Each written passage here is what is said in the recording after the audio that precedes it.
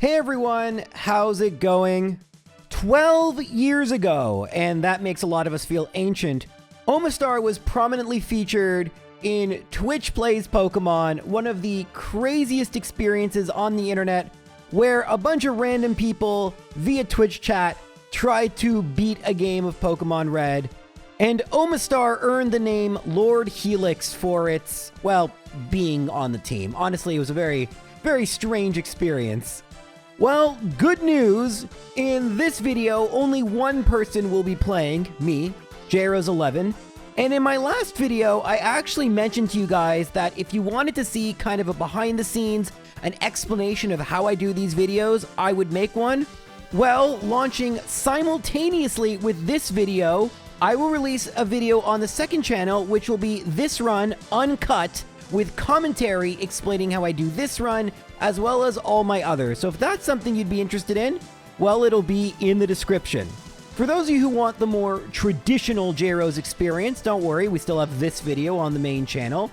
And Omastar looks pretty good, to be completely honest with you. Its speed leaves a little bit to be desired, but it starts with a water move, which is good for Brock. It isn't in the slow level up group, so it won't level up too slowly. And it gets the standard water Pokemon moves. But in addition, it gets Withdraw, which will help it throughout the run. Now, as this series finishes up, we're going to be getting a lot of finals. This is our final rock Pokemon, if you can believe it. Who would have thought 6.5 years ago we would have gotten this far? Certainly I wouldn't have. But it's a testament to how much I love playing these classic games over and over. But it's not just the old Pokemon games I enjoy playing. I enjoy all sorts of retro games, and thanks to Whatnot, the sponsor of today's video, I've been able to grow my collection. Now, Whatnot is the #1 live streaming shopping app, and you can get a ton of different things. Of course, you can get retro games, you can get trading cards. In fact, I got this card here on Whatnot, and I'm starting to collect some Pokemon cards, so that's something else you can get. But you can even get stuff like sports memorabilia, outdoorsy stuff. There are many possibilities. But rather than just sit and explain to you how it works, why don't I show you the process of getting some cool stuff on Whatnot? All right, let's look for some retro games here.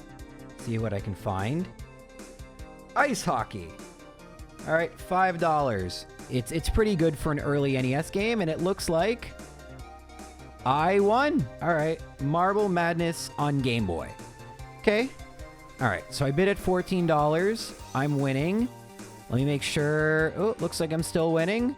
Oh, wait. Oh, did I get it in time? Okay, gave a little bit of an extension. And now, okay, wait, a little bit more time. Did I get it? Sold to me. Let's go. So what are you waiting for? If you want to get on Whatnot and find some awesome stuff, well, great news for you. I have a QR code you can scan in the top right, or you can click my link in the description or pinned comment. And if you do, you will get $15 off your first purchase on the app. Alrighty, so in order to make part of this run a little easier, we're actually going to battle the Light Years trainer. The reason for this is because we're rock type. In theory, if I don't get greedy and go for Horn Attack against the Sandshrew, this should be a fairly quick and easy experience point gain. And the fact of the matter is, because we are slow, a little bit of extra experience points early on will go a long way. Obviously, Brock is going to be fairly easy, and thankfully, if you've watched this series before, you know there aren't really any grass Pokemon coming up, and so there's nothing we really need to worry about until we get to Cerulean City. Now, in Cerulean City, we're not going to battle Misty right away. That would be a mistake. So instead, we have to battle Rival 2. Our first battle goes just horrendously. We get Sand Attack 3 times. But the second battle, it actually misses with Sand Attack, goes for Gust, and then Quick Attack. Meaning we should win, right? Wrong, because Bulbasaur can sometimes be annoying. This trainer just attacks randomly. Bulbasaur shouldn't have been that good, but here's the thing. I actually made a mistake, and we could have made this a lot easier on ourselves. In the next battle, what we're going to do, because we level up right after we beat Pidgeotto, is spam 6 withdraws, This is the good old badge boost glitch. At this point, it is only raising our attack, but raising our attack is exactly what can help us two-shot Bulbasaur. Honestly, that did less than... It didn't really make that big a difference, but every time it doesn't use Vine Whip is nice, and so that was a second try victory to Rival 2. There are no difficult trainers for Omastar on routes 24 and 25, except for this Oddish trainer. Maybe. Turns out that actually isn't the case, because even though Absorb is double super effective, with our super high special and our reasonably high level, the Oddish is still a two-shot, and so we're easily able to defeat it. And now we're going to try Misty, because that would make things a little quicker if we could beat her right now, but I'm doubtful. We are going to get Body Slam if we don't win.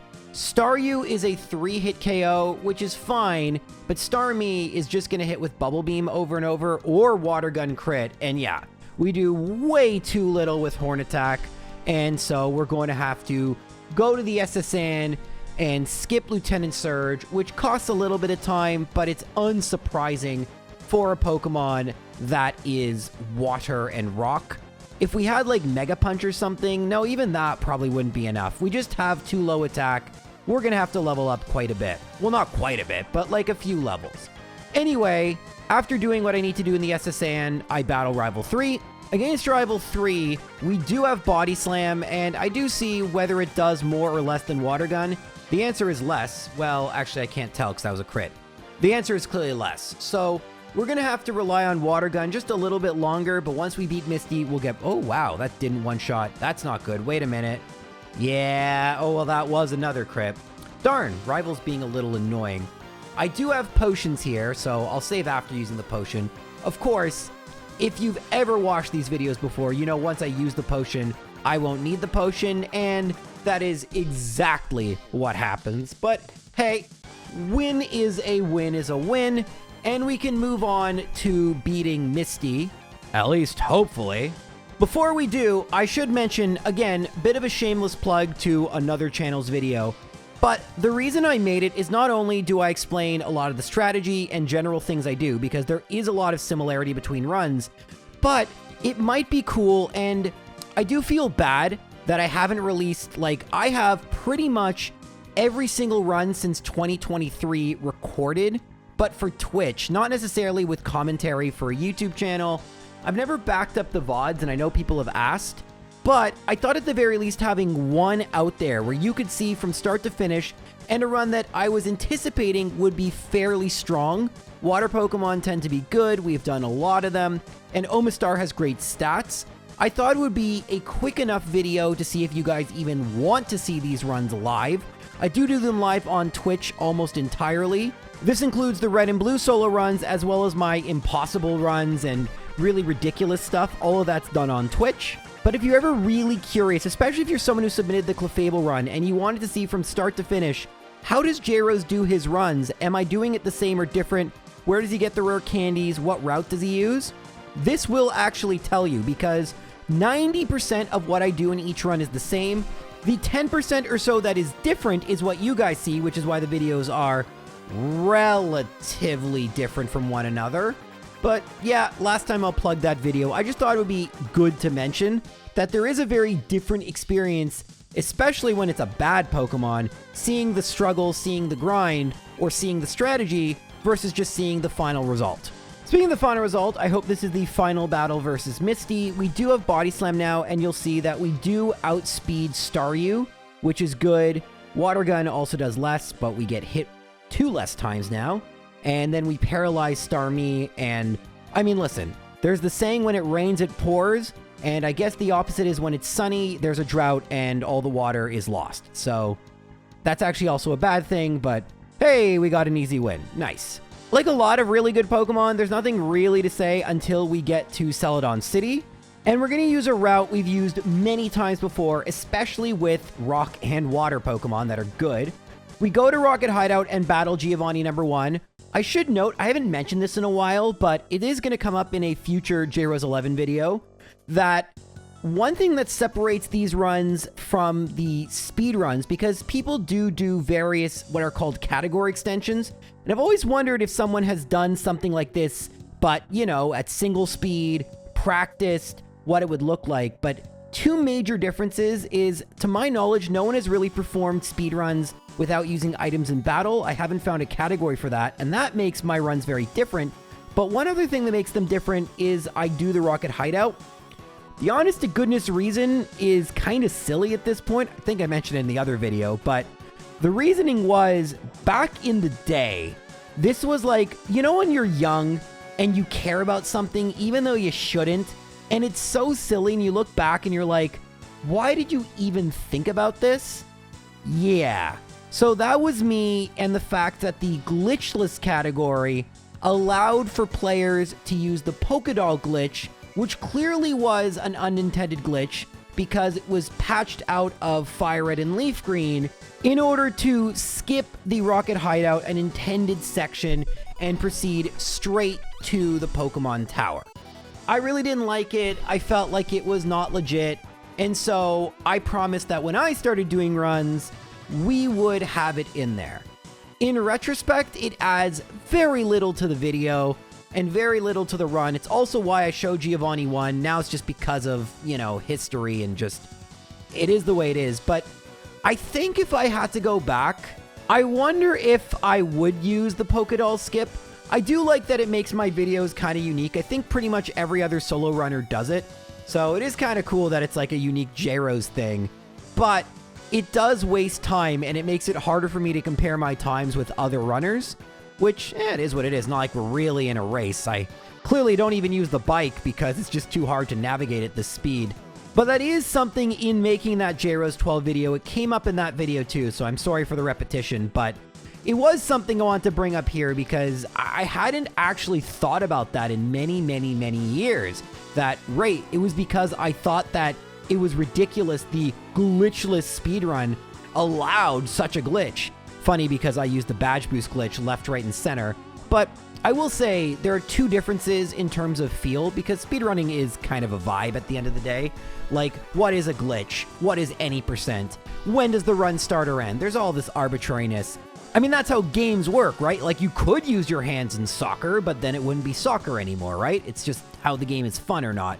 See, even with a whole video of an hour-long rambling, you get rambling. But my point really was that at the end of the day, I tried to make rules that were the most fun for me and made it feel like the most quote-unquote legit.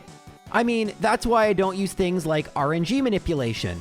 And the reason I use the badge boost glitch, as I've said many times, is whether I want to use it or not, it exists. And every time a Pokemon uses Leer, like Rhydon, it's going to affect me. So listen, if you're like me as of 7 years ago, or really 9 years ago, and you really don't like it, make your own series and do it your way. That's what I did. But for now, I'm going to go battle Lieutenant Surge. By beating him, we'll get access to Fly, and I was a little worried about Raichu, and oh wow, that Bubble Beam may have... So if I got Thunder Shock, I should have been fine, but that could have been a little bad. Anyway, funny enough, we have our, I believe, our exact move list minus one small substitution for the Elite Four, which is kind of funny since we're like less than halfway done, I would guess. We have Ice Beam, which we're going to use on Pidgeotto. And then we have Gyarados. We're going to use Body Slam. Actually, Ice Beam might be better. That was a bad crit. Ice Beam is better. And then against Growlithe, we use Bubble Beam. That's the move we're obviously going to swap very soon. And then Body Slam. And then Ice Beam. Those are our moves. And we're actually going to make that substitution very shortly because I have nothing left to say about this part of the game. And by the time you see me next, I'm going to be battling Koga with Surf from Safari Zone. Alright, so against the Coughing, we're going to use Surf. I mean, we're pretty much just going to use Surf exclusively. It doesn't one-shot, which is annoying, but since we're Rock type, all we have to worry about is being poisoned. But at least we're not toxic poisoned, which is actually good. And we do one-shot Coughing number 2. And now we actually would like to see Self-Destruct, and there we go. Nice amount of health, and nice result. That is badge number 4, because we skipped Erica for very obvious reasons. Okay, at this point, we're going to head to Sylph Company and go battle Rival Fivel. This is going to be a big test for Omastar, because I could have theoretically gone to Cinnabar, but this is theoretically a little bit faster. I'm looking when I'm going to level up next. It goes for Sand Attack, and that probably means a reset. I go for Withdraw, and there's the miss with Surf. Then I go for Surf, and it hits. Gyarados is who I'm worried about. I go for Body Slam. It does nothing. Hydro Pump does a ton. And yeah, this is a problem. So let me explain very briefly, as I may battle this trainer to kind of manipulate my experience points, but let me explain why I don't want to go to Blaine right now. I mean, in theory, going to Blaine might be faster. The big problem is, as you see me resetting, trying to get the perfect amount of experience points so I level up before Pidgeot. But sorry, I keep cutting myself off. The thinking here, and in fact, I don't actually articulate this well in my making of video because I'm streaming and reading like kind of like jot notes slash script, making sure I say everything I wanted to say. So this is a good thing that you have this video too. If I go to Cinnabar, my Omastar is too low level to repel many of the Pokemon, and that makes it significantly slower. Random encounters are very slow. So, would it have been faster to just do that and then not have to battle these two trainers?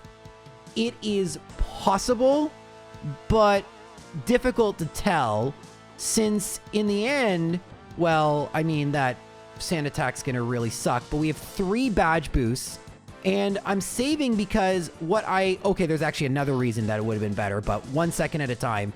One thing that, oh, this is pretty bad. Yeah, it's bad. So, okay, I'll mention now the reason, speaking of badge boosts, man, I'm all over the place in the script.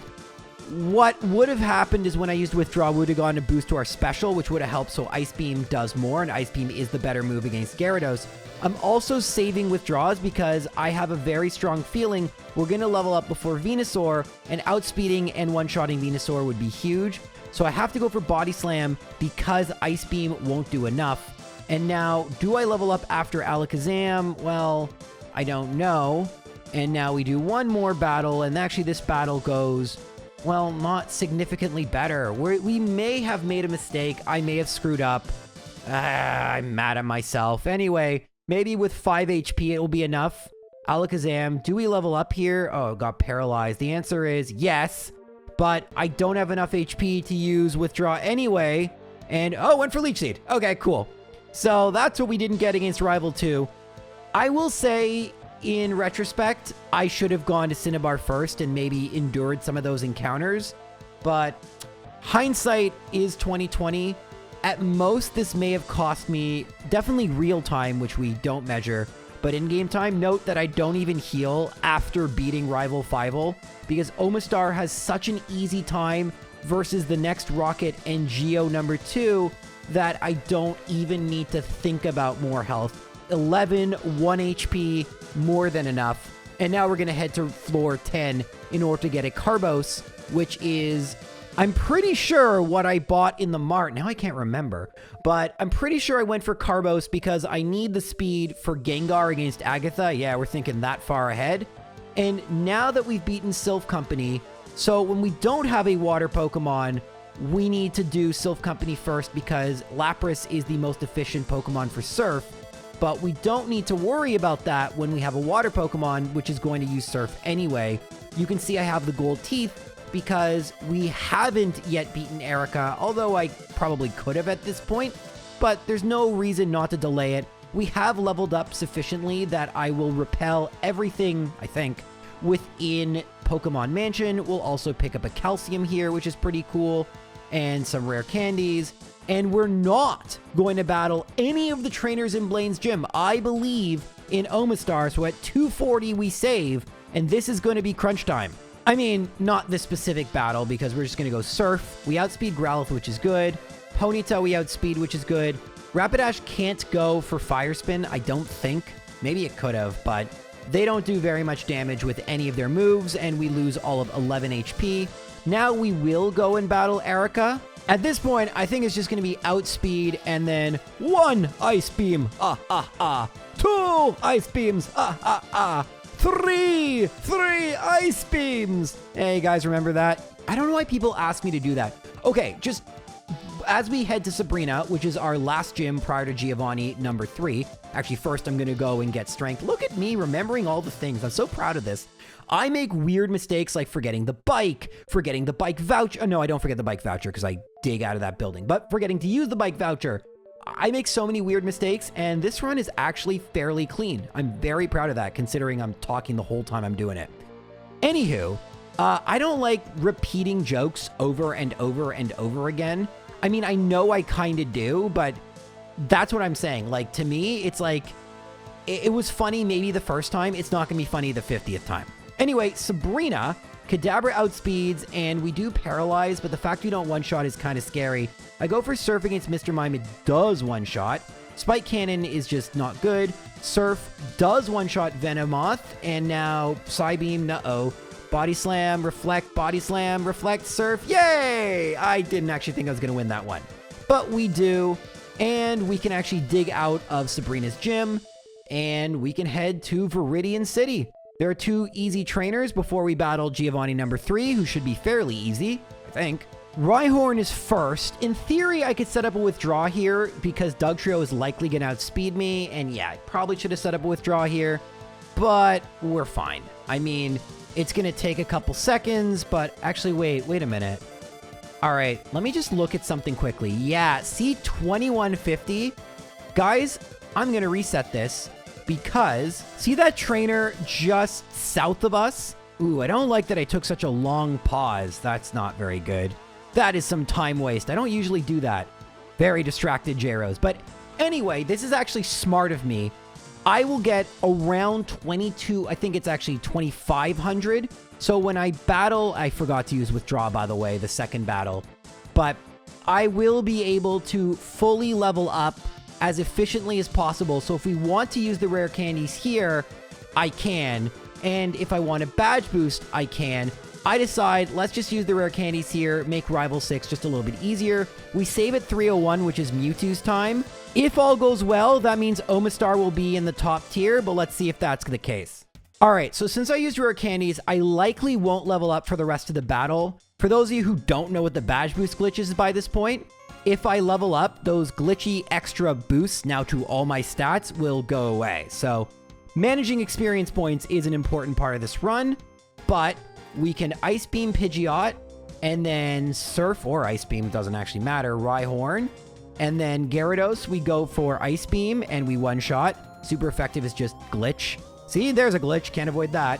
It's not super effective though, don't worry. Body Slam one-shots, and there's why I use rare candies, because now we level up after Venusaur, and all we got to do is make it through Victory Road. I don't battle any trainers there.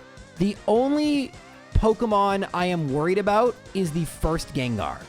If we can get past Gengar number 1, I think we got this, but that's a big if. Let's see how this goes.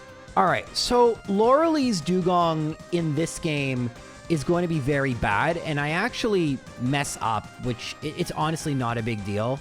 I don't know why I'm doing this, but just keep in mind this is not what I end up doing. I'm just kind of seeing how much damage everything does. Okay, there actually is a reason I'm doing what I'm doing, because in theory, Dugong... Alright, sorry. Words, Josh, words. Dugong can only go for either Rest or Growl, and I was expecting Growl, so I was just kind of doing some math there, but it was fine. We're actually going to use Surf the rest of the way, because with our badge boosts, Surf actually, even though it's not very effective, does more to everything, including Lapras, which you can see how little Hydro Pump does. It's like we used Amnesia. So Laurelie, I'm going to do faster subsequently just by going for 6 withdraws. And if I get Growl, that's just an additional badge boost. So I'm not going to show the Laurelie battles because I don't think they're going to be difficult, but you should know that. Bruno, we just use Surf probably 5 times. No, 6 times. I doubt we're going to one-shot Machamp. But even if Machamp hits us with a super effective submission, we should be fine. And it went for Leer. Okay, perfect. So we're going to heal our power points and battle Agatha for the first time. This is the battle that's going to be terrible, and Nightshade is fine. Surf's going to 2-shot. Confuse Ray sucks. We hit ourselves in Confusion. Nightshade's fine. We hit ourselves in Confusion. Nightshade's now less fine. That's our first loss. All right. Agatha number 2, Dreams Come True. We get confused, hit ourselves in Confusion. Dream Eater, and now, okay, this is fine. I went for 1 withdraw, by the way, to try and get a little more speed, but I clearly need 2. And even though it's not doing much damage with Dream Eater, I'm still not able to attack and it finishes me off. So that is 2 very frustrating, unsuccessful battles. Let's do battle number 3. So battle number 3, and remember, I'm not saving between Elite Four members. I get put to sleep immediately, and I probably should just reset. It kind of gets me thinking, oh, went for Haze, that wakes me up. Oh, but of course it confuses me. But then it uses Haze, which unconfuses me, and I level up, which is fine. Wait, we might have this. 18, come on. Oh, no. Darn. One thing I was just wondering is if I were to optimize these for real time, obviously we'd save between Elite Four members, but like, should I have leveled Omastar up more? Because this seems very, very inconsistent. That's why I like optimizing for in-game time. I mean, this is just kind of bad luck at this point. Dream Eater misses, and we probably, keyword probably just won. I go for withdraw, of course it goes for supersonic, of course I did myself in confusion, and now I'm fine. Please, perfect. And I outsped. Didn't one-shot, Dream Eater's fine. Alright, we got this. We one-shot Arbok, and the final Gengar can go for... Alright, well, it didn't go for even Nightshade. Alright, we're good. I think, keyword being think, we have this now. Gyarados could be annoying, but like, I'm pretty sure we got this. Big question mark is the big one, Gyarados. So I'm gonna go for Ice Beam, Hydro Pump. Ooh, that's not good. All right, come on now. I guess we'll go for Ice Beam, Hydro Pump. All right, nice amount of health. Is it enough? We level up here. Let me go for Withdraw, just get a little speed. Ooh, Dragon Rage is bad. Gotta go Ice Beam here. Nice. Ice Beam here. Now, Aerodactyl, don't use Supersonic. Takedown's fine. Actually, a crit Hyper Beam would have been bad. Do we outspeed? I think we do. Let's go. Okay, so we're at level 61, and I have saved the rare candy we get in Victory Road so that I will not have to worry about managing my experience and the badge boost glitch for the champion. I occasionally don't do this, but Omastar is so strong I held a level back. And will it pay off? Let's do this. First try victory. Come on. Okay, so Moon sends out Pidgeot. It goes for Sky Attack. I go for Withdraw. It goes for Sky Attack after Withdraw. 13 damage. Withdraw number 3, Mirror Move, Withdraw. Withdraw number 4, Mirror Move, Withdraw. Withdraw number 5, Sky Attack. Withdraw number 6, Sky Attack. And let's go Ice Beam. That's 1 down. Alakazam comes out next. We go for Surf. That's 2 down. Rhydon comes out next. We go for Surf. That's 3 down. Gyarados comes out. We go for Ice Beam. It crits. Hydro Pump, crits. Darn it! That just ignored my badge boost, but we're fine. No, we're not fine. Ugh, no. Well, now we just need either a freeze, a crit, or some luck. Oh, that was so annoying. I think that's just a one... Well, Mega Drain would have killed as well. Well... Okay, maybe I don't want to use the rare candy, funny enough, because I'll level up earlier, and that would mean I can maybe set up against a different Pokemon for Venusaur. Man, that's frustrating, and there's no guarantee I get past Agatha twice in a row. And of course, that's exactly what doesn't happen. I do get past the first Gengar, and usually I would think that if I do that, I'm fine. But Confusion and then Haunter going for Nightshade ended this attempt. Thankfully, the next attempt, I actually will get past Agatha. So can I make this second victory against Agatha hold up? I have to get another victory versus Lance. It was a little iffy last time. I go Ice Beam, Hydro Pump misses. Oh, okay. Well, not iffy now. In fact, I can go for... I wonder how many withdraws to outspeed Aerodactyl. Let's try 3. 3. Why? No idea.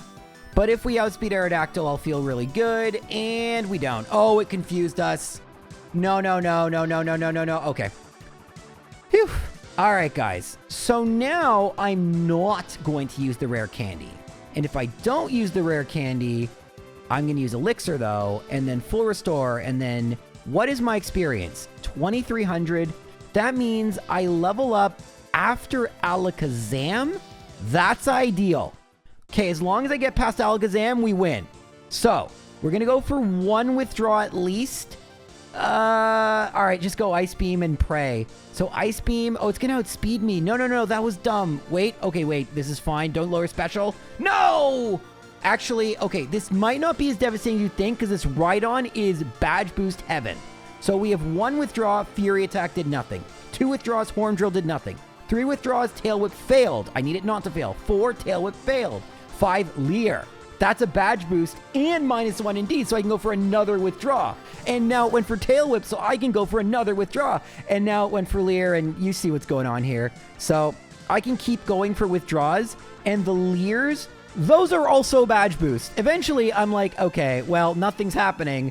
Let's just win. And oh boy, do we win. 1 shot, Body Slam, 1 shot, 1 shot, and yep, it's gonna be that easy. Even if we crit, we would have won. Level 63 for Omastar. 1 rare candy saved. Little inefficient, but I clearly didn't want it for this battle.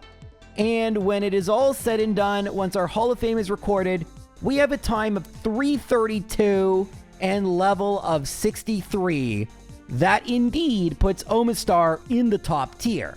Guys, we have done 133 of these solo runs, and Omastar just falls short of the top 20. But we are coming so close. Like, it is crazy looking at how many Pokemon are on this list. We still have some crazy Pokemon left, and I have some really interesting ideas for how I'm going to do cool videos for both Metapod and Kakuna, because they are going to get their own videos, and like every Pokemon, I'm going to do what I can with them. I think you guys are going to be a little surprised. I know we've been doing a lot of Gen 1 solo runs lately, but I do have some really big videos, other types of videos coming out soon, so I hope you'll subscribe and watch them. With that said, thank you so much everyone for being here, and I'll see you all in the next video.